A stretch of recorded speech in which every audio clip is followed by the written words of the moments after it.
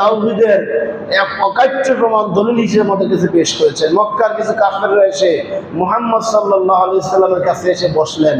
তারা যখন জানতে পারলো, মক্কার কাফেররা যখন এই সমস্ত আয়াতগুলি শুনতে পারলো, সাহাবায়ে কেরাম যখন বলতে লাগলেন যে আল্লাহ তাআলা কোনো সন্তান নেই, আল্লাহ তাআলা কাউকে জন্ম দেন নাই, তিনি এক অদ্বিতীয়, এই কথাগুলি বলার পর মক্কার কাফের এসে মুহাম্মদ সাল্লাল্লাহু আলাইহি সাল্লামের পাশে বসে জিজ্ঞেস করলেন যে ভাতিজা মুহাম্মদ, তোমার রব তাহলে কিরকম, তিনি কিসের তৈরি, তিনি কি মাটির তৈরি, না কোনো কাঠের তৈরি, না কোনো পাথরের তৈরি, আমাদেরকে একটু বুঝিয়ে দাও।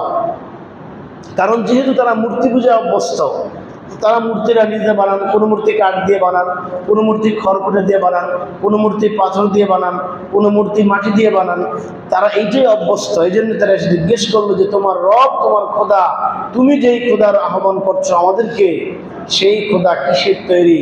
তখন আল্লাহ তাআলা সূরা ইখলাস নাযিল করে কিয়ামত পর্যন্ত প্রত্যেকটা মানুষকে জানিয়ে দিলেন, কুল হুয়াল্লাহু আহাদ। আল্লাহ বললেন, হে রাসূল, আপনি এদেরকে জবাব দিন, বলুন আল্লাহ হলেন তিনি সেই সত্তা যিনি এক এবং একক, বলে সুবহানাল্লাহ। আল্লাহুস সামাদ, তিনি হলেন এমন একজন সত্তা গোটা পৃথিবী তার উপর মুখাপেক্ষী, কিন্তু তিনি কারো উপর মুখাপেক্ষী নন, বলে সুবহানাল্লাহ। তিনি বেনিয়াস, তিনি কারো প্রতি মুখাপেক্ষী নন। লাম ইয়ালিদ ওয়া লাম ইউলাদ, লাম ইয়ালিদ, তিনি কাউকে জন্ম দেন নাই। আমাদের পরিষ্কার ঈমান, লাম ইয়ালিদ, তিনি কাউকে জন্ম দেন নাই, মানে তার সন্তান নাই, স্ত্রী নাই।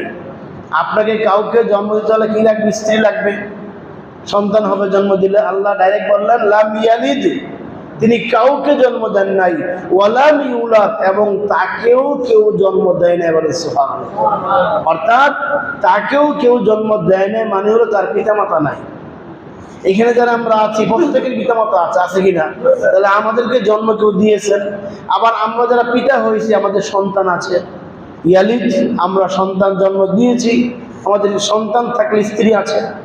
কাফেরদেরকে আল্লাহ তাআলা সাফ দ্বারা দিলাম ইয়ালিদ, তিনি কাউকে জন্ম দেন নাই, ওয়ালাম ইউলাদ, এবং কেউ তাকে জন্ম দেয় নাই।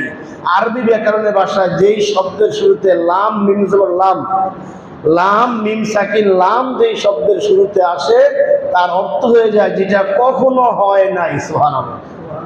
এটা অর্থ হবে কখনো এটা হয় নাই, এটা হতেই পারে না, এরকম অর্থ বোঝা লাম আসছে।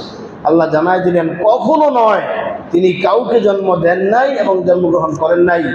ওয়ালাম ইয়াকুল লাহু কুফুয়ান আহাদ, শুধু তাই নয়, আসমানে এবং জমিনে কোথাও তার সমকক্ষ কেউ